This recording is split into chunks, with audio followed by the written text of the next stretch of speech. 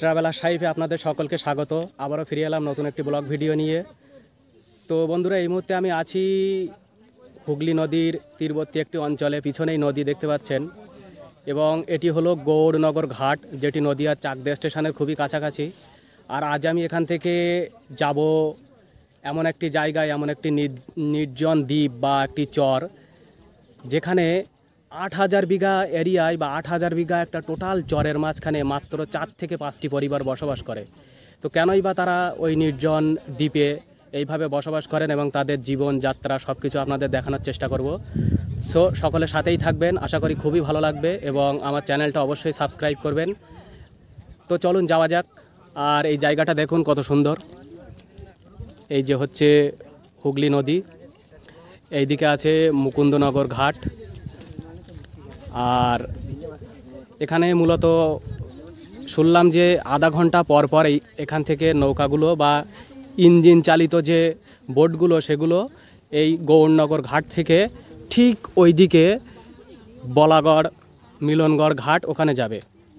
তো এই যে দেখতে পাচ্ছেন, এখানে একটা ঘাট করা আছে, যেটা অনেকটাই দুর্বল মতো মনে হচ্ছে দেখে, এবং এখান থেকে ঠিক ওইদিকে সোজা যাবে মিলনগড় ঘাট। তো আসুক, বোট আসলে আমরা আপনাদের দেখাবো এবং আমরা যাব। আর ওয়েদারটা একটু মেঘলা আকাশ। আর এদিকে এখানে একটা বসার জায়গা করা আছে, এখানে মানুষজন বসে। এই যে এখানে একটা বসার জায়গা করা আছে। আর এখানে কাদা হওয়ার কারণ হচ্ছে, এখানে এই চরের সাইডে অনেক পাট চাষ হয়েছে। সেই পাটগুলো বড় যে ট্র্যাক্টর হয় তার পিছনে টলিতে করে বয়ে নিয়ে যাচ্ছে, ওই জন্য এখানে একটু কাদা হয়েছে। তো আসুক সেই ইঞ্জিন চালিত বোট, যাতে করে আমরা যাবো ওপারে। আসলেই আপনাদের দেখাচ্ছি। আর এই জায়গাটা অনেকটাই সুন্দর, সবুজ ভরা চারিদিকে কলা বাগান, এবং বর্ষার সিজনে বলে এত সবুজ ভরপুর হয়েছে। এই যে বোটটা আছে ইঞ্জিন চালিত বোট, এই বোটে করেই আমরা যাব ওপারে। তো এখানে এসে দাঁড়াবে এবং তারপরে ওখান থেকে লোক নামলেই আমরা উঠব। এই যে ঘাটটা বাঁশ দিয়ে তৈরি, মোটামুটি একটু দুর্বল মনে হচ্ছে, তবুও মানুষ এইভাবেই পারাপার হয়।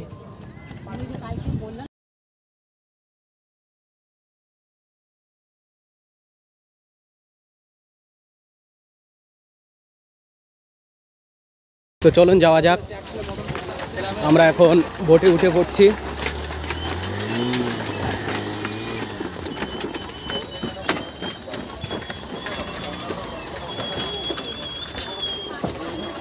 আর এখানে আছে আমাদের ভারতবর্ষের জাতীয় পতাকা।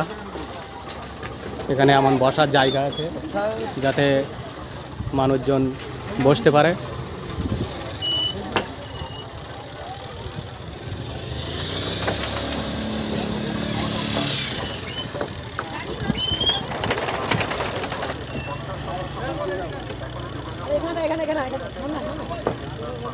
এই নদীটা মূলত এই দিক থেকে কানলা কাটোয়ার দিক থেকে এসেছে এবং এই দিকে চলে গেছে হুগলি হয়ে কলকাতার দিকে।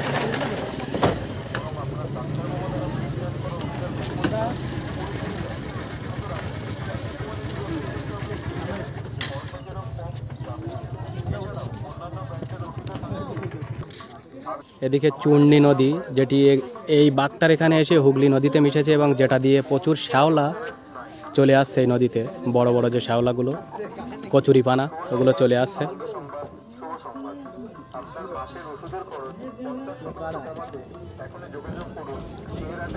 তো চলুন। আর ওয়েদারটা একটু মেঘলা আকাশ, হালকা বৃষ্টিও পড়ছে, তবু আপনাদের দেখানোর চেষ্টা করব। আমাদের বোট ছেড়ে দিয়েছে।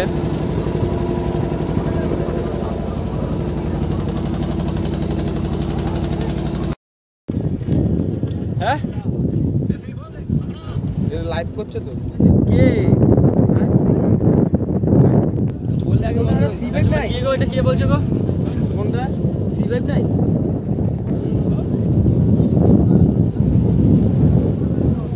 তো দেখুন, পুরো এটা হুগলি নদীর এই যে মিলনগড়, এই চরের সাইডটা অনেকটা কচুরিপানায় ভরে আছে এবং প্রচুর কচুরিপানা। আর এই যে মিলনগড় ঘাট।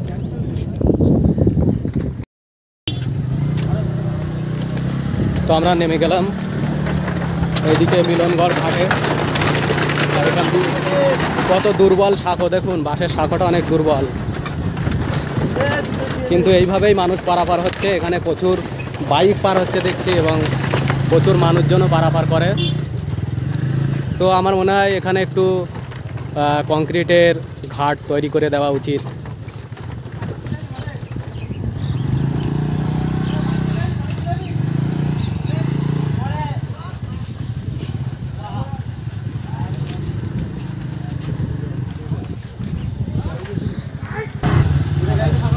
কাকা কত একজন? 5 টাকা। এই নিন। এই ঘাট কটা থেকে কটা পর্যন্ত খোলা থাকে? 6টা 9:30। সকাল 6টা থেকে রাত 9:30। তো আমাদের এখান থেকে এখন যেতে হবে সেই সিইএসসি ব্রিজ, ওখানে এখান থেকে মূলত এই টোটোগুলো করে যাব, দেখি কোন টোটোটা যায়। আর আমরা পার হয়ে এসেছি। এখানে আসতে গেলে মূলত যারা চাকদে স্টেশনের দিক থেকে আসবেন তাদের চাকদে স্টেশনের কাছে এসে ওখান থেকে টোটোতে করে প্রথমে আসতে হবে আপনাদের গৌরনগর ঘাট, এবং সেখান থেকে এই ইঞ্জিন চালিত বোটে পার হয়ে তারপরে এখান থেকে টোটোতে করে যেতে হবে সিএসসি ব্রিজের ওখানে। তো কোন টোটোটা যাবে কাকা? সিএসসি ব্রিজ এটা? এখান থেকে সিএসসি ব্রিজ ভাড়া কত আপনাদের? 25 টাকা। 25। ঠিক আছে। তো আমরা যাচ্ছি সেই সিইএসসি ব্রিজের ওখানে। বন্ধুরা এই যে আমরা চলে এসেছি সেই সিইএসসি ব্রিজের ওখানে, আর ওই সামনেই ব্রিজ। এখান থেকে এই ব্রিজ পার হয়েই মূলত আমাদের ওপারে ওই যে চর, ওই চরে যেতে হবে।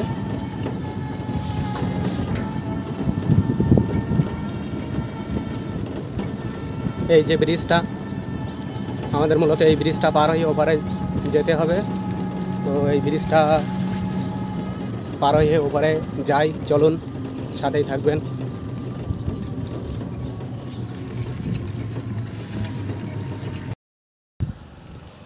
বন্ধুরা এটিই হলো সিইএসসি ব্রিজ।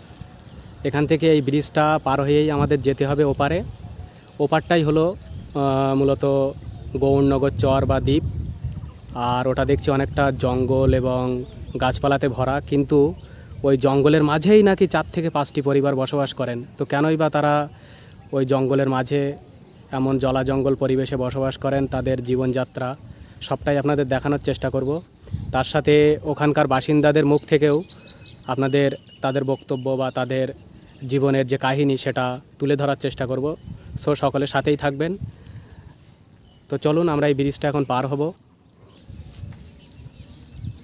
তো বন্ধুরা এই যে ব্রিজটা আমরা যাচ্ছি, এই ব্রিজটা আমরা এখান থেকে দেখছি এই ব্রিজটা পুরো কমপ্লিট হয়নি, হয়তো কোনো কারণবশত এই ব্রিজটা কমপ্লিট হয়নি বা এর কাজটা বন্ধ হয়ে গিয়েছিল। তো এখানে দেখছি ব্রিজটা এখানেই শেষ। তো এখান থেকে মূলত এই যে দেখুন, এই যে একটা মই মতো করা আছে, এই মইটা দিয়েই আমাদের এই ব্রিজের ওপরে উঠতে হবে। আর এই মুহূর্তে এদিকে একটু বৃষ্টি হয়েছে, তো বর্ষার জন্য এই মইটা অনেকটা স্লিপ হয়ে আছে মনে হয়, ওটাটাও অনেকটা রিস্ক। তবুও চলুন দেখি উঠি।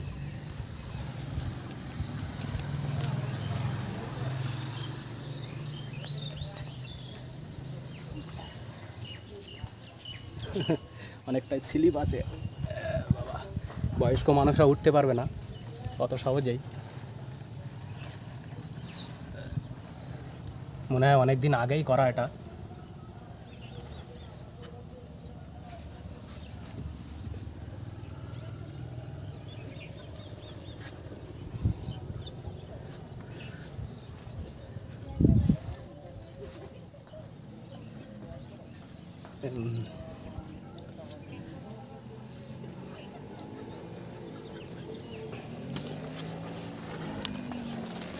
এই যে ব্রিজটা আমরা উঠলাম, খুবই রিস্ক।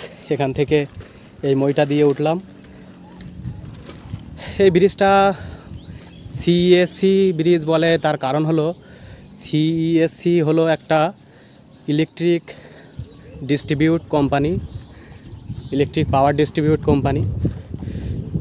শুনেছি এখানে নাকি, আচ্ছা কাকা, এই ব্রিজটা কমপ্লিট হয়নি কেন এদিকে? আর এই বন্যার জন্য কমপ্লিট হয়নি। কত সালে বন্যাটা হয়েছিল? এই 2000 সালে যে বন্যাটা হয়েছিল না, 2000 সালে হুগলি নদীতে যে বন্যাটা হয়েছিল সেই সময়, তাই তো? আর শুনেছি নাকি এই গৌরনগর এই যে চর বা এই চরটাই দ্বীপটাতে নাকি তাপবিদ্যুৎ কেন্দ্র হওয়ার কথা ছিল, হ্যাঁ সেটাও তো হয়নি। ওনারাই মনে হয় এই ব্রিজটা করার জন্য করেছে, মানে ওখানে যাতে পারাপার করতে পারে সেই জন্য মনে হয় ব্রিজটা তৈরি করার উদ্যোগ নিয়েছিল। আর এখন এই পোর্টেসে নিয়েছে, পোর্টেসের জন্য এখন সব ওরা করবে। কোন পোর্ট ট্রাস্ট? কলকাতা, খিদিরপুর? হুম। ও আচ্ছা বন্ধুরা, এখানে নাকি এখন খিদিরপুর পোর্ট ট্রাস্টের আন্ডারে তারা নিয়েছে। ওনারা হয়তো এখানে পণ্যবাহী জাহাজগুলো দাঁড়ানোর জন্য কোনো বন্দর করবে হয়তো। এখানে তাপবিদ্যুৎ কেন্দ্র হওয়ার কথা ছিল এই চরে, কিন্তু ওই কাকা যেটা বললেন যে 2000 সালে যখন বন্যা হয় তখন এই ব্রিজটা কাজও বন্ধ হয়ে যায় এবং কোনো কারণে হয়তো তাপবিদ্যুৎ কেন্দ্রটাও হয়নি। আর এখান থেকে ভিউটা দেখুন, সত্যিই অসাধারণ। বৃষ্টির পরে আরও সবুজ গাছপালায় ভরা সৌন্দর্য আরও ভরে উঠেছে। কাকা, আপনারা কি ওপার থেকে আসছেন? আচ্ছা, ওপারে আপনারা কি করতে যান? চাষ করতে? আপনাদের বাড়ি কোন দিকে? আপনাদের বাড়ি এপারে? আর ওপারে নাকি শুনেছি কয়েকটি পরিবার বাস করেন, ওদিকে কটি পরিবার আছে মূলত? এই দেখো এখানে কটা ঘর আছে, প্রায় 6-7টা ঘর আছে। 6-7টা ঘর। ওরা ওপারেই থাকেন ওনারা, তাই তো? ওনারা ওপারেই বাস করেন। তো বন্ধুরা শুনলেন, ওপারে ওই কাকা বললেন 6 থেকে 7টি পরিবার বসবাস করেন বা এরকম। তবে আমি শুনেছি নাকি 4 থেকে 5টি পরিবার বসবাস করে। চলুন আমরা দেখাবো, আমরা ওখানে গেলেই বুঝতে পারবো যে ওখানে কটি পরিবার আছে। আর এই যে চর, মূলত আমরা এই চরটাতেই যাব ওপারে, এই যে গৌরনগর চর। আর চর সৃষ্টির ক্ষেত্রে আপনাদের একটা জিনিস বলে রাখি বন্ধুরা, যে নদী যখন উৎপত্তি স্থল থেকে দীর্ঘ পথ, তার যে দীর্ঘ পথ অতিক্রম করে প্রবাহিত হয়, সেই প্রবাহ পথে প্রচুর পরিমাণে ক্ষয় করতে থাকে এবং সেই ক্ষয়জাত পদার্থগুলো মূলত নদী তার উত্তাল বাঁক, যেটাকে ঢালু পাড় বলে, সেই বাঁক অঞ্চলে সঞ্চয় করে। কিন্তু এখানে যে এই গৌরনগর চরটা সৃষ্টি হয়েছে সেটা কিন্তু ওইভাবে সৃষ্টি হয়নি। সেটি মূলত সৃষ্টি হয়েছে যে এই দিক থেকে প্রধান হুগলি নদীটি এই চরের ঠিক উল্টো দিকে আছে প্রধান হুগলি নদী, এবং এখান থেকে এই যে দূরে দেখা যাচ্ছে সাহেবডাঙ্গা বলে একটা জায়গা আছে ওদিকে, যেটা গুগল ম্যাপে আমি দেখলাম। তো সেখান থেকে এই নদীটা, হুগলি নদীর একটা গতিপথ পরিবর্তন হয়ে এরকম সরু একটা ব্রাঞ্চ বেরিয়ে গেছে এবং এদিকে যেয়ে গৌরনগর ঘাটের ওখানে মিশেছে। ফলে এই যে মাঝখানে বৃহৎ এই যে অংশটা পড়ে আছে, এটা 8000 বিঘা এরিয়া। এই যে বৃহৎ অংশটা, সেটা এরকম একটা চর বা দ্বীপ হিসেবে এখানে পড়ে আছে। তো এই দ্বীপে মানুষ বসবাস করেন, এমন জলা জঙ্গলে ভরা গাছপালায় এর মাঝে নাকি মানুষ বসবাস করেন। তো চলো, তো বন্ধুরা আমরা এই ব্রিজটা পার হলাম এবং ওপারটা মই দিয়ে পার হতে হয়েছিল, কিন্তু এপারে এসে দেখছি মূলত এখান থেকে মাটির সাথে মেশানো আছে বা এটা উঁচু করে মাটি সমান করা হয়েছে, যে কারণে এপারটা সহজেই আমরা নেমে যেতে পারলাম। কিন্তু ওপারটা অনেকটা কঠিন ছিল। আর এই সামনে দেখতে পাচ্ছেন এই যে জঙ্গলের এই যে সরু আঁকাবাঁকা পথ, দুই দিকে প্রচুর গাছপালা জঙ্গলে ভরা এবং তার মাঝখান দিয়ে এমন সরু পায়ে হাঁটা পথ। মূলত এখানে কোনো গাড়ি বা কোনো বড় কোনো যানবাহন এখানে আসতেই পারে না, কারণ এই ব্রিজটাই তো কমপ্লিট হয়নি। তো রাস্তার হওয়ার কোনো প্রশ্নই আসেনি ব্রিজটা যখন বন্ধ হয়ে গেল। তো আমাদের এই সরু জঙ্গল পথ দিয়েই হাঁটতে হবে।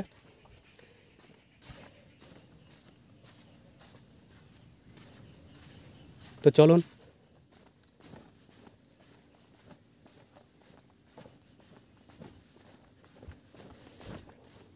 বাবা, কি ভয়ানক জঙ্গল মনে হচ্ছে দেখে। চারিদিকে শুধু গাছপালা, জনশূন্য, একদম নির্জন একটা এরিয়া। বন্ধুরা এই দিক দিয়ে আমাদের যেতে হবে। দেখুন কত জলা জঙ্গলে ভরা, বৃষ্টি হয়ে আরও জঙ্গল হয়ে গেছে।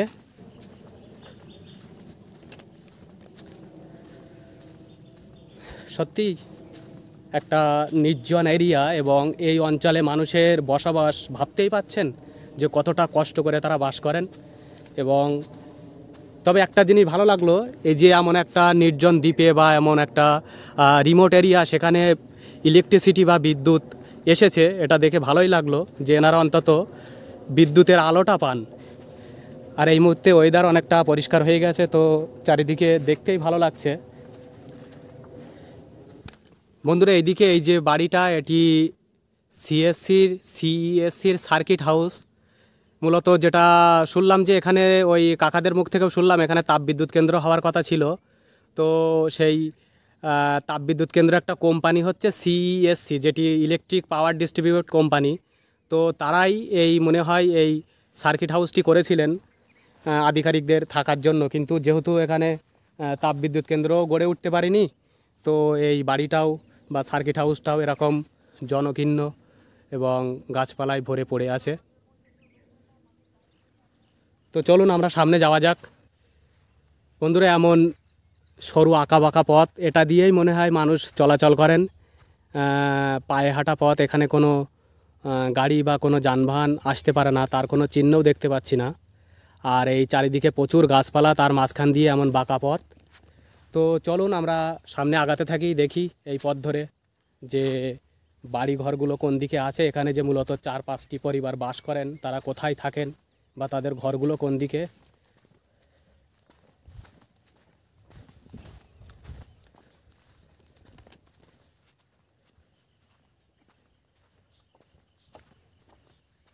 আর এদিকে প্রচুর কাশবন দেখছি, এখানে কাশবন, পুজোর সময় প্রচুর কাশফুল দেখা যাবে এখানে নিশ্চয়ই।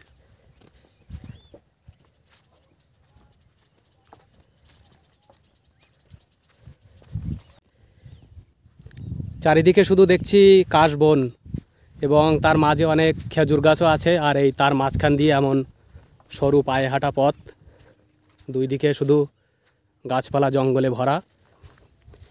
সত্যিই এমন নির্জন ভয়ানক, দেখুন কত নির্জন ভয়ানক দেখেই মনে হচ্ছে। তো এমন জঙ্গলের মাঝে মানুষ বাস করেন, সত্যি এটা ভাবতেই কেমন গা শিউরে উঠছে যে এনাদের জীবন কতটা কঠিন। এবং এখনও পর্যন্ত হাঁটছি, তো এখনও পর্যন্ত তেমন কোনো বাড়ি দেখতে পেলাম না। দেখি, অনেকক্ষণ থেকে হাঁটছি, এখনও তেমন বাড়ির কোনো দেখা মিলল না। তো সামনে দেখি কত দূর যাওয়া যায়।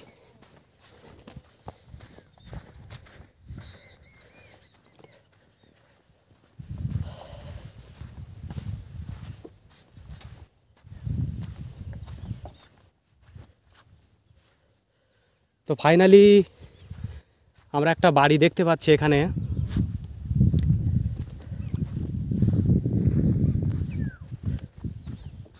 আর এদিকে দেখুন 8,000 বিঘা এরিয়া, ভাবতে পাচ্ছেন এমন 8,000 বিঘা এরিয়া যেটা জঙ্গল হিসেবে পড়ে আছে, তার মাঝখানে এইরকম 4 থেকে 5টি পরিবার বসবাস করেন। কত ভয়ঙ্কর তাদের জীবনযাত্রা। এই 8,000 বিঘা এরিয়ায় 4 থেকে 5টি পরিবার বসবাস করেন। তো চলুন, এই সামনে একটা বাড়ি দেখতে পাচ্ছি, দেখি।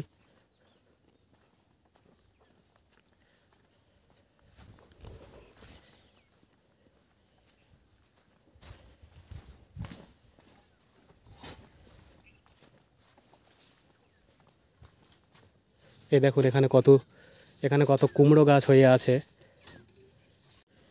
এই যে এখানে একটা বাড়ি দেখছি, এখানেই মনে হয় মানুষ থাকেন। এবং এই দিকটা মনে হচ্ছে রান্নাঘর, আর ওদিকে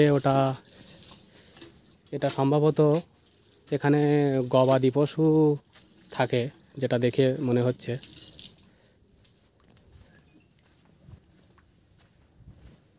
তো দেখি এদিকে মানুষজনের সাথে একটু কথা বলি।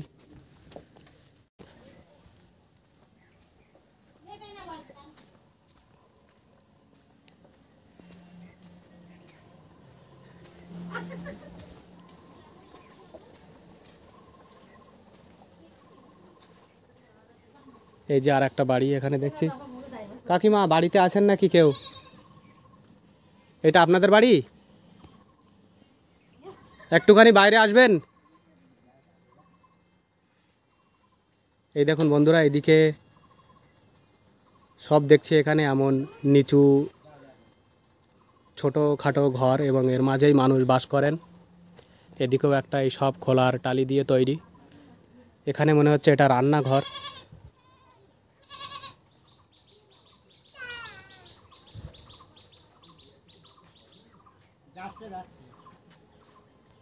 কাকিমা, এটা আপনাদের বাড়ি? হ্যাঁ, আর এই বাড়িটা? ওটাও আমাদেরই। ও, তা আপনাদের এই বাড়ি এখানে এখানে মূলত কটি পরিবার থাকে বলুন তো? এখানে এখন বেশি নেই, 6-7টা আছে। 6-7টা পরিবার থাকেন, তাই তো? আর এই আপনাদের এখানে যে এত একটা ঘন জঙ্গল বা নির্জন দ্বীপে আপনারা থাকেন, তো আপনাদের কি অসুবিধা হয় না কোনো? আগে হচ্ছিল, এখন আর হয় না। কাকে বলবো, কে সাহায্য করবে? এই আপনারা এই ইলেকট্রিসিটি বা কারেন্ট কবে পেয়েছেন? এই 1 বছর হচ্ছে। 1 বছর, তাই তো? তো যাই হোক, অন্তত আপনারা ইলেকট্রিসিটি পেয়েছেন, এটা দেখে খুবই ভালো লাগলো যে এখানে কারেন্ট পেয়েছে এমন একটা নির্জন দ্বীপে মানুষ কারেন্টের সুব্যবস্থা পেয়েছে। এটা অনেকটাই ভালো লাগলো দেখে। আর এখানে মূলত আপনাদের কাজকাম কি হয় এই দ্বীপে? এই, বলছি আপনারা এখানে তো কয়েকটি পরিবার থাকে, কাকিমা যেটা বললেন, তো আপনাদের মানে জীবন জীবিকাটা কি? আমাদের চাষবাস। চাষবাস? এখানে আস্তে আস্তে দেখলাম প্রচুর পাট চাষ হয় আর কলা চাষ, এই দুটোই কি এখানে চাষ হয় মূলত? না, এখন পাট চাষ আর কলাই আছে। কলাটা হচ্ছে 12 মাসের জন্য।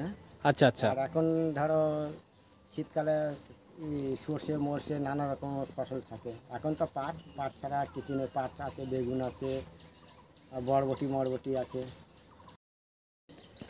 তো বন্ধুরা, শুনলেন যে এখানে একজন কাকার সাথে কথা বললাম, উনি বললেন যে এখানে ওনাদের বাস করেন কিভাবে বা ওনাদের জীবন জীবিকা। আচ্ছা কাকা, এই যদি কেউ হঠাৎ করে অসুস্থ হয়ে পড়েন, তো আপনারা কোথায় যান, কোথায় নিয়ে যান? গলাগড় বাজারে। বলাগড়? বলাগড়টা হুগলির মধ্যে তো? হ্যাঁ, হুগলির মধ্যে গলাগড় কিংবা জিরাট হসপিটালে যাওয়া হয়। সেটা তো অনেক দূর এখান থেকে। তা আপনারা যান কিভাবে? এখানে তো কোনো যানবাহন নেই। ও টোটো করে যেতে হয় ওপারে গিয়ে। ওপারে গিয়ে তারপর ওখান থেকে টোটো করে যেতে হয়। ও টোটোর ফোন নাম্বার বুঝতে পারছেন বন্ধুরা, যে ওপারে যাবে তারপরে টোটো করে যাবে। আর আমাদের শহর অঞ্চলে কত অ্যাম্বুলেন্স, কত চটজলদি পৌঁছে যেতে পারে, কিন্তু এনাদের কেউ অসুস্থ হয়ে গেলে তাকে হসপিটালে নিয়ে যেতেও কত সময়ের ব্যাপার। তো হসপিটালে নিয়ে গেলাম মোটামুটি যতই কম করে হোক, যতই তাড়াতাড়ি মোটামুটি তো আপনারা কখনো ভাবেননি যে ওপারে যেয়ে বাস করি, ওপারে তো অনেক সুযোগ সুবিধা আছে? ওপারে থেকে এপারেই ভালো এখন আপাতত। এপারে এই নির্জন এরিয়া আপনাদের ভালো লাগে, তাই তো? ঝগড়াঝাটি কিছু নেই, নিজের মতন বসবাস করি। না, এটা অবশ্য ঠিক যে এই নির্জন এরিয়া বা এরকম কোনো কোলাহল নেই, শহর থেকে অনেক দূরে এমন একটা নির্জন দ্বীপে মানুষ বাস করেন। কোনো ঝামেলা ঝক্কি বা কোনো আওয়াজ গ্যাঞ্জাম কিছুই নেই।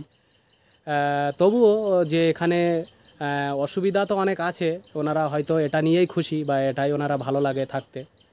তো যাই হোক, চলুন দেখি সামনের দিকে আরও কয়েকটি বাড়িঘর আছে মনে হচ্ছে। আছে সবাই। দেখি সামনের দিকে, চলুন বন্ধুরা। ঠিক আছে কাকা, ভালো থাকুন, সবাই সুস্থ থাকুন, ভালো থাকুন। তো বন্ধুরা, এখানে আর একটা বাড়ি দেখতে পাচ্ছি, এই যে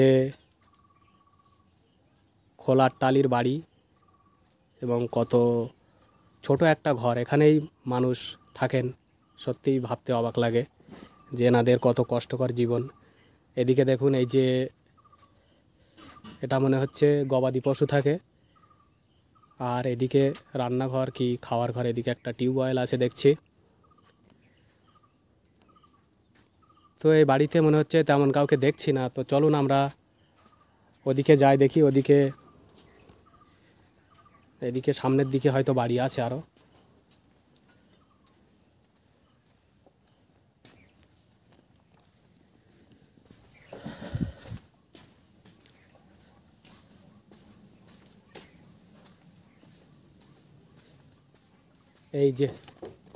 এই যে এদিকে আরও একটা বাড়ি দেখছি, তবে এটা আবার এখানে দেখছি জাল দিয়ে ঘেরা আছে। এই বাড়িতে মনে হয় মানুষজন এখানেও থাকেন না মনে হয় তেমন। এই একটা বাচ্চাকে দেখছি। মানা, তোমার বাড়ি কোথায়? এখানেই? এ কোন বাড়িটা তোমাদের? তুমি আচ্ছা একটুখানি দাঁড়াও, তুমি এদিকে কোথায় যাচ্ছ? কাকির বাড়ি? তুমি পড়াশুনো করো? কোন ক্লাস? আর কোন স্কুলে পড়ো? এখানে তো স্কুল নেই কোনো। ওপারে কোন স্কুলটার নাম কি? টালিখোলা? ওটা কি ওই বলাগড়ের দিকে? ও ঠিক আছে, ভালো করে পড়াশুনো করো। তো দেখলেন এখানে তো স্কুল নেই, এখান থেকে স্কুলটাও অনেক দূরে এবং তাদের স্কুলে যেতে হয় ওই নদীটা পার হয়েই যেতে হয়। তো এখানে আরও কয়েকটি বাড়ি দেখছি, এখানে এখানে মনে হচ্ছে আরও একটা দুটো পরিবার থাকেন।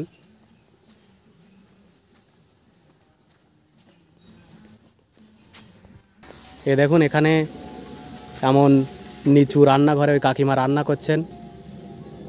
এখানেও দেখছি এই একটা বাড়ি আর ওই একটা বাড়ি আছে, এখানেও দুটি বাড়ি। তবে এনাদের এখানে সব ঘরগুলো দেখুন, এগুলো কি মাটির ঘর? ও আচ্ছা আচ্ছা, এগুলো ইট দেওয়া আছে তাই তো? সামনে দিয়ে বোঝা যাচ্ছে না। আর কাকিমা এখানে রান্নার কাজে ব্যস্ত। তো কাকিমা এখানে আপনারা যে থাকেন, তো আপনাদের এখানে অসুবিধা হয় না থাকতে? এমন নির্জন একটা দ্বীপে এই কয়েকটি পরিবার থাকেন মাত্র। অসুবিধা বলতে কি আছে, নিজেদের মতন সব অসুবিধা আমাদের কোনো মনে হয় না। যার হতে পারে ঘরে, আমার তো হয় না। যার এবার সবারই তো মন সমান না, কারো হয়তো অসুবিধা হয়, কারো ভালো হয়।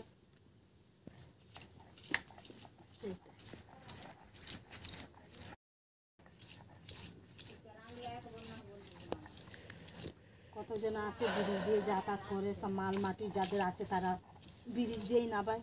তবে এখানে আপনাদের যদি কেউ অসুস্থ হয় তাহলে সেক্ষেত্রেও তো অনেক অসুবিধা হয় নিয়ে যেতে। হ্যাঁ হয়, ওই নৌকো করে যেতে হয়। আর হসপিটালগুলো কোন দিকে? হসপিটালে যে জিরাটে। জিরাট মানে হুগলি ডিস্ট্রিক্টে তাই তো? হুগলি জেলার ওই দিকে বলাগড় জিরাট ওই দিকে তাই তো? এটা তো আমাদের হুগলি তো। হ্যাঁ এটা তো হুগলি। হ্যাঁ বন্ধুরা, এটা অ্যাকচুয়ালি আমরা যেদিক থেকে পার হয়েছি, মানে আমরা যেদিক থেকে পার হয়ে এসেছি, ওই জায়গাটা ওপারটা ছিল গৌরনগরের, ওই দিকটা ছিল নদিয়া আর যে চাকদা ওই সাইড, এবং এই দিকটা মূলত এটাই হলো হুগলি ডিস্ট্রিক্টের মধ্যে, হুগলির বলাগড় এই সাইডে, জিরাট বলাগড় এই দিকটা। এদিকে মনে হচ্ছে এটা রান্নাঘর, আর এদিকে চারিদিকে শুধু এমন জঙ্গলে ভরা।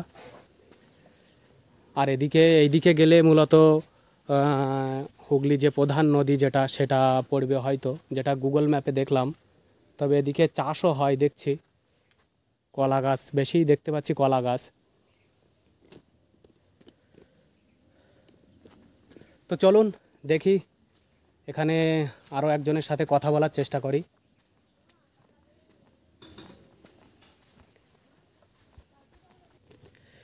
বলছি যে এখানে আপনারা কটি পরিবার থাকেন মূলত? আমাদের এইসব এখানে নিজস্ব পরিবারের ওই 8 ঘর মতন আছে। 8 ঘর তাই তো? আর এখানে আপনাদের প্রধান জীবিকা কি, মানে আপনারা কাজ কাম কি করেন? আমরা নিজস্ব টুকটাক জমি চাষ করি, আবার নিজের পরের জমি মজুরি খাটি, এই কাজ বাজে। আপনাদের নিজস্ব জমি আছে? এই যে এই দ্বীপটা যে এত, এই দ্বীপটা টোটাল মানে এর এরিয়াটা কত টোটাল? এটা যে জমি তো হচ্ছে 500 একর জমি আছে। 500 একর? এটা গৌরনগর চর তো? না, এটা গৌরনগর, এটা ভবানীপুর চর। আমি যে ওই এতে মানে গুগলে বন্ধুরা গুগল ম্যাপে দেখাচ্ছিল এটা গৌরনগর চর, কিন্তু এই কাকু বলছে এটা কি বললেন, ভবানীপুর চর। ভবানীপুর চর। আর গৌরনগর চরটা কোন দিকে তাহলে? গৌরনগর চর হচ্ছে ওই সাইড। ও আচ্ছা বন্ধুরা, এটা তাহলে এই মূল যে চর এরিয়া যেটা হচ্ছে এই দ্বীপ, এই যে কাকু বললেন 500 একর, যেটা গুগলে গৌরনগর দেখালো, অ্যাকচুয়ালি এটা ভবানীপুর চর। তো যাই হোক, এই কাকুর মুখ থেকে আমরা আরও কিছু এনাদের জীবন জীবিকার বিষয় শুনি। এখানে এই যে ইলেকট্রিসিটি পেয়েছেন, এটা আপনারা কতদিন হয়েছে পেয়েছেন? এটা 1 বছর হতে আসছে। যাই হোক, এটা খুব ভালো লাগলো যে আপনারা এখানে ইলেকট্রিসিটি পেয়েছেন। এটা আপনি বসুন কাকিমা, আপনি বসুন না, বসুন প্লিজ, বসুন। হ্যাঁ বসুন। তো এটা যে আপনারা কারেন্ট পেয়েছেন, এটা দেখে সত্যিই ভালো লাগলো যে অন্তত আপনারা বিদ্যুৎ পেয়েছেন। আর আপনারা চাষবাস করেন মূলত এখানে কি এই পাট আর কলা চাষই হয় শুধুমাত্র? না, পাট চাষ হয়, সবজি টবজি সবজি চাষ হয় এখানে? পটল হয়, উচ্ছে হয়, ঝিঙে হয়, বেগুন হয়। তো এই এই যে জমিগুলো আপনারা তো বেশিরভাগ দেখছি সব জঙ্গলে ভরা, তো আপনারা এই পরিষ্কার যেখানে এখানে কলা তো গাছ জমি না, জমি ওই নিচে নিচে আছে জমি। দূরে ওই আস্তে আস্তে দেখলাম নদীর চরে যেগুলো পাট চাষ কলা বাগান হয়েছে ওইগুলোতে বেশি চাষ করেন তাই তো? আচ্ছা আচ্ছা। বাবু একটু জাল দাও তো। আর এখানে আপনাদের ওই স্কুল এখানে কোথায়? ওই নদীর পার হয়ে গঙ্গাটা পার হয়ে গেছে। ওইদিকেই স্কুলটা মূলত তাই তো? ও আচ্ছা, ওনারাও বলছিলেন যে স্কুলটা ওইদিকেই, ওই সাইডটা বলাগড় তাই তো? ওই দিকটা বলাগড় জিরাট ওই দিকটা তো? হ্যাঁ জিরা তো অনেক দূরে আছে, এক স্টেশন পর এখান থেকে 3 জিরাট। কিলোমিটার এটা তো বলাগড়। বলাগড়টা তাহলে এই নদীটা এদিকে হুগলি নদীটা পার হলেই ও গঙ্গাটা পার হলে ওদিকে বলাগড় মেন। এই সবই তো বলাগড়। এটা এটা বলাগড় এটা তো বলাগড়ই এলাকা। আচ্ছা বন্ধুরা, এই যে চরটা এটা বলাগড়, যে হুগলি জেলা যে বলাগড় ব্লক তার আন্ডারেই পড়ছে মূলত এই গৌরনগর চর বা ভবানীপুর চর যাই বলুন। না গৌরনগরটা নদীয়ায় পড়ে যাচ্ছে। গৌরনগরটা নদী। গৌরনগরটা নদিয়া, হ্যাঁ গৌরনগরটা নদিয়ায়, আর এইটা হচ্ছে মূলত হুগলি জেলার মধ্যে পড়ছে। তো কাকিমা আরও এখানে কিছু ছাগল দেখছি, এগুলো কি আপনি পালন করেন ছাগলগুলো? তো এই ছাগলগুলো ওই ওই যে দুটো বাচ্চা ওগুলো এদের খাওয়া দাওয়া সব এর মধ্যে হয়ে যায় তাই তো? সব ওরা খায়, নিজে মুখে ওরা যা চরে মরে পেট ভরে সেটাই খায় ওরা। আচ্ছা আচ্ছা, যাই হোক। তো এখানে কাকু বললেন যে এখানে 6-7টা পরিবার বাস করেন, আর আপনাদের এই ঘরগুলো সবই দেখছি এমন খোলার টালি দিয়ে তৈরি করা। তবে এখানে যদি যখন প্রচুর ঝড় বৃষ্টি হয় তখন আপনাদের অসুবিধা তো হয় অনেক। অসুবিধা হয়, টালি মালি উড়িয়ে নিয়ে যায়। ওই যে ঘরটা আছে ওই পুরো এই ঝড়ে উড়িয়ে নিয়ে এইটা এটা হ্যাঁ ওই যে পাশে ওই সব ও পুরো ভেঙে চুড়ে সব হয়ে যায়। তাও এখন ওই যে ওই ঘরটা ভেঙেই গেছিলো, কোনো রকম টাবু ঘিরে আবার।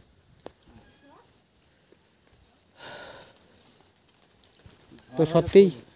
আর এখানে একটা দেখছি অনেক বড় তেঁতুল গাছ আছে, অনেক। এই তেঁতুল গাছটার বয়স মনে হচ্ছে অনেক দিন। এটা কত বছর আগে তেঁতুল গাছ হবে? মন্দিরে থেকে পড়ে গাছটা, ঠাকুর থানে তো কেউ কাটতেও পারে না। আচ্ছা, আরও একটা জিনিস, এখানে ওইদিকে একজন কাকু বলছিলেন যে এখানে কলকাতা পোর্ট ট্রাস্টের আন্ডারে জমিগুলো কি নিয়ে নিতে চাইছে? পোর্ট্রাস্টটা তো সিপিটি সরকার প্রথমে অ্যাকোয়ার করেছিল। অ্যাকোয়ার করে সে তখনকার জমি জায়গা কম মূল্য দাম দিয়েছিল, দিয়ে তারপরে দিয়ে আবার সিএসসি আন্ডারে পোর্ট্রাস্টের কাছ থেকে সিএসসি নেয়। সিএসসি নিয়ে তো কারখানা খোলার জন্য এখানে তাপবিদ্যুৎ কেন্দ্র হবে মনে হয়, সেটা হয়নি। হয়নি। ওই ব্রিজটাও তো হয়নি, মানে 2000 সালে শুনলাম 2000, হ্যাঁ আচ্ছা আচ্ছা, 2000 সালে যখন বন্যাটা হয় তখন এই কাজগুলো তাহলে সেখান থেকেই থেমে আছে, তারপর আর ওই কাজগুলো মানে পুরোপুরি শেষ হয়নি। তো যাই হোক, ব্রিজটা হলে এনাদের যাতায়াতের অনেক সুবিধা হতো আপনাদের, সেক্ষেত্রে অনেক যানবাহন ওইদিকে আসতে পারতো, হয়তো রাস্তাঘাট পথঘাট তৈরি হতো। এখন তো যেটা আসলাম দেখলাম অনেক সরু জঙ্গলের মাঝখান দিয়ে একটা সরু আঁকাবাঁকা পথ, সেদিক দিয়ে আসাটাও অনেক কষ্টকর।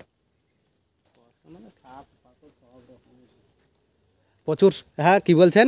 সাপও আছে, বিষাক্ত খুব। দেখতে পাচ্ছেন বন্ধুরা, এখানে বিষধর সাপও থাকে এই জঙ্গলের মধ্যে।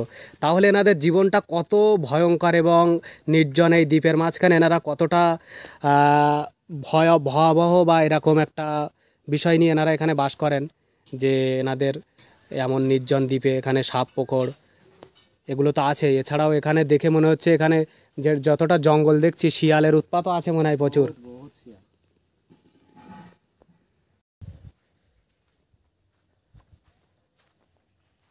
আর এদিকে দেখছি একটা বসার জায়গা আছে, এই যে এখানেও দেখছি কিছু ছাগল এখানে বাঁধা আছে।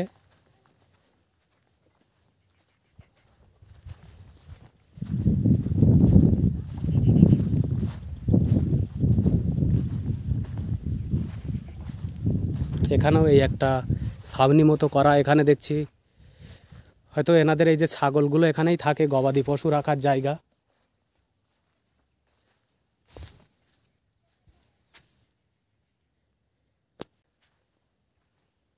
দেখুন চারিদিকে শুধু এমন জঙ্গলে ভরা এবং প্রচুর আগাছা গাছপালা হয়ে আছে।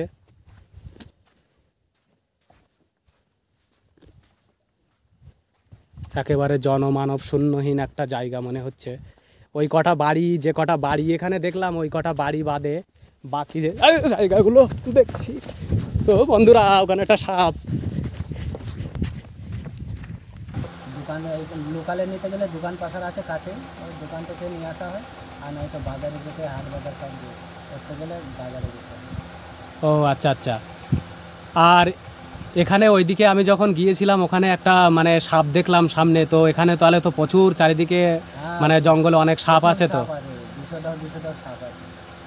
এখানে সাপ আপনাদের কোনোদিন কোনো ক্ষতি করেনি? না না, ক্ষতি করে না। মানে কারোর কোনো অসুবিধা হয়নি কখনো? না না, কোনোদিনও আমাদের অসুবিধা। বুঝতে পারছেন বন্ধুরা যে এমন চারিদিকে এরকম জঙ্গল, তার মাঝখানে এরকম সাপ বাস করে। এসে সাপ এরকম বসে এত জোর সিটি দিচ্ছে যে বলার মতন না। এই ঘরে এই ঘরে সে বিষধর সাপ ছিল তো তাহলে সেটা? চন্দ্রপুরা। ওরে বাবা, চন্দ্রবড়াও আছে এখানে? হ্যাঁ, ওই যে দাগ আছে, ওই দেখো ওই দাগে ওইখানে বসে ভোর 4টের সময়। ভোর 4টে আজকে? গজরা। বুঝতে পারছেন বন্ধুরা কত ভয়ানক এনাদের জীবনযাপন, এই যে আমরা যে এখানে ওই যে তোমার কাকার ওই মাথার গোড়ায় এখানে বসে গজরা ছিল। চন্দ্রবড়া সাপ চলে এসছে এই ঘরের মাঝখানে। এরপরও এনারা বলছে যে এখানে এনাদের ভালো লাগে থাকতে। ওই গজরে তুলছে আমাকে। এনাদের উদ্দেশ্যটাই কি? আপনাদের ভালো লাগার উদ্দেশ্যটাই কি? এখানে এত কষ্টকর একটা পরিবেশে থাকেন, এরপরও আপনাদের ভালো লাগে? না, আমাদের ফাঁকা জায়গায় মেন হচ্ছে আমাদের এই জীবনে তো গরু বাছুর নানান রকম নিয়ে থাকতে হয়। কিন্তু এই যে সাপ বলছেন এইভাবে সাপ চলে আসে, এটা তো সত্যিই খুবই আসে, সাপ বহু আছে, কিন্তু আমাদের আজ পর্যন্ত কেউ ক্ষতি করেনি। তাই। হ্যাঁ, যাক। বিষধর বহুদিন থেকে বাস করছে তো। সাপ আছে, চন্দ্রগুড়া সাপ বহু আছে, রকম রাজ সাপ কাংড়া আছে, সাপ আছে, রাজ সাপ, সব রকম সাপ আছে, বিভিন্ন কিন্তু আজ রকমের পর্যন্ত সাপ কারো আছে। ক্ষতি করিনি। তো বন্ধুরা এই যে গৌরনগর চর বা ভবানীপুর চর যেখানে আমি এসেছিলাম, এই নির্জন একটা দ্বীপ বা এই চর, এখানে যে 5-6টি পরিবার বসবাস করেন, তারা কত কষ্টকরভাবে, এবং তাদের মুখ থেকে আপনাদের শোনালাম যে তাদের জীবন জীবিকা, তাদের চলাফেরা সব কিছু, এবং তাদের যে ঘর বাড়ি, সেখানে তারা শুনলেন যে কত ভয়ঙ্কর তারা সাপ বা এরকম চন্দ্রবড়া সাপ পর্যন্ত চলে এসছে ঘরে বলছে। এবং সেখানে তারপরেও ওনারা ওই রকম একটা এই ধরনের একটা ভয়ঙ্কর পরিবেশে অমন খোলামেলা ঘরে ওনারা বাস করেন। সত্যিই ভাবতেই গা শিউরে উঠছে। আর আমি যখন এই দিক দিয়ে যাচ্ছিলাম এই পথ দিয়ে, তখন ওখানে ঠিক একটা সাপ আমার সামনে পড়ে। তো আমি ছুটে পালিয়ে এসেছি। তো আমি যেহেতু একা এসেছিলাম, তো ওই জন্য একটু ভয় ভয় করছে। তাই এই কাকুটা খুবই ভালো, এনাদের সাথে অনেক কথা বললাম।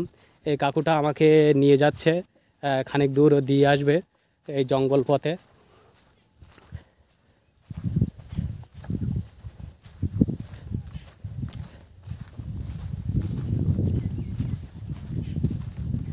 আমি মূলত এসেছিলাম এই দিক দিয়ে, আর এই কাকুটা আমাকে এই দিক দিয়ে আর একটা পথ দিয়ে নিয়ে যাচ্ছে।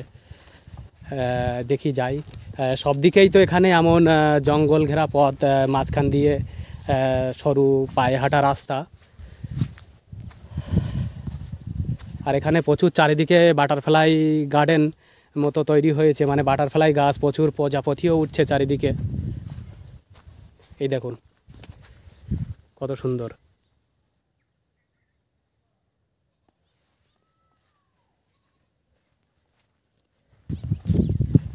আর এই যে কাকুটার সাথে আমি যাচ্ছি, এই কাকুটা খুবই ভালো, এবং সব বিষয় আমাদের সামনে তুলে ধরলেন।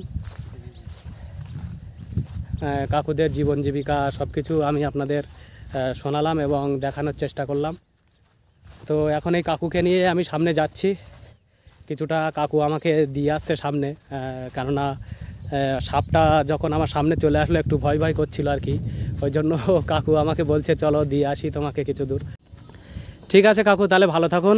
আপনাকে অসংখ্য ধন্যবাদ, আপনি এই পর্যন্ত আমাকে নিয়ে আসলেন এবং আমাদের সমস্ত বিষয়গুলো বিস্তারিত বলার জন্য সত্যিই আপনাকে অসংখ্য ধন্যবাদ জানাই।